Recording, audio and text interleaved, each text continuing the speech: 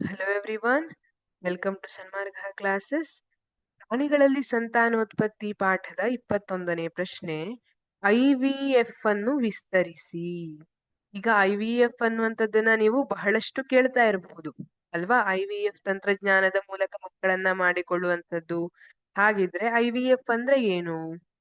IVF in vitro ನಿಷೇಚನ ಅಥವಾ in vitro fertilisation ಅಂತ ಹೇಳ್ತೀವಿ.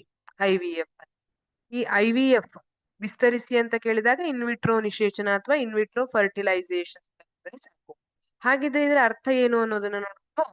ಇಲ್ಲಿ ಇನ್ವಿಟ್ರೋ ಅಂದ್ರೆ ದೇಹದ ಹೊರಗೆ ನಿಷೇಚನವನ್ನ ನಡೆಸುವಂತಹ ಕ್ರಿಯೆಯನ್ನ ಇನ್ವಿಟ್ರೋ ನಿಷೇಚನ ಅಂತ ಕರಿತೀವಿ. ಇದೇನ್ ಮಾಡಲಾಗುತ್ತೆ? ಪ್ರಯೋಗಾಲಯದಲ್ಲಿ ಅಂಡಾಣುವನ್ನ ವೀರ್ಯಾಣುವಿನ ಜೊತೆ ಸಮ್ಮಿಲನಗೊಳಿಸಲಾಗುತ್ತೆ. ಇಲ್ಲಿ ನೋಡಿ, ಇದು ದೇಹದ ಒಳಗೆ ನಡೀತಾ ಇರುವಂತಹ ಪ್ರಕ್ರಿಯೆ ಅಲ್ಲ, ಇದು ಪ್ರಯೋಗಾಲಯದಲ್ಲಿ ನಡೆಸ್ತಾ ಇರುವಂತಹ ಪ್ರಕ್ರಿಯೆ. ನಿಮಗ್ ಗೊತ್ತು, ನಮ್ಮ ದೇಹದಲ್ಲಿ ಏನಾಗುತ್ತೆ?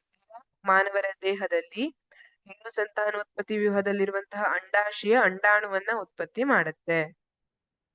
ಗಂಡು ಸಂತಾನೋತ್ಪತ್ತಿ ವ್ಯೂಹದ ವೃಷಣ ವೀರ್ಯಾಣುವನ್ನ ಉತ್ಪತ್ತಿ ಮಾಡುತ್ತೆ.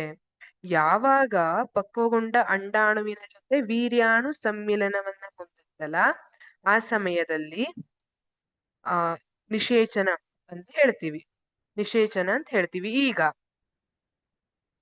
ಈಗ ಏನಾಗುತ್ತೆ, ಇಲ್ಲಿ ಕೆಲವೊಂದಿಷ್ಟು ಸಮಸ್ಯೆಗಳು ಉಂಟಾಗಬಹುದು. ಫೆಲೋಪಿಯನ್ ನಾಳ ಬ್ಲಾಕ್ ಆಗಿರುವಂತದ್ದಿರ್ಬೋದು, ಅಥವಾ ವೀರ್ಯಾಣುಗಳು ಸರಿಯಾಗಿ ಸಾಮರ್ಥ್ಯವನ್ನ ಹೊಂದಿಲ್ಲದೆ ಇರಬಹುದು. ಈ ಎಲ್ಲಾ ಸಂದರ್ಭಗಳಲ್ಲಿ ಅಂಡಾಣು ವೀರ್ಯಾಣುವನ್ನ ಸೇರಿ ಸಮ್ಮಿಲನ ಹೊಂದಲಿಕ್ಕೆ ಸಾಧ್ಯವಾಗದೇ ಇರಬಹುದು. ಅಂತಹ ಸಂದರ್ಭದಲ್ಲಿ ಅಂಡಾಣು ಮತ್ತೆ ವೀರ್ಯಾಣುಗಳನ್ನ ತಗೊಂಡು ಅವುಗಳನ್ನ ಪ್ರಯೋಗಾಲಯದಲ್ಲಿ ಸಮ್ಮಿಲನಗೊಳಿಸಲಾಗುತ್ತೆ.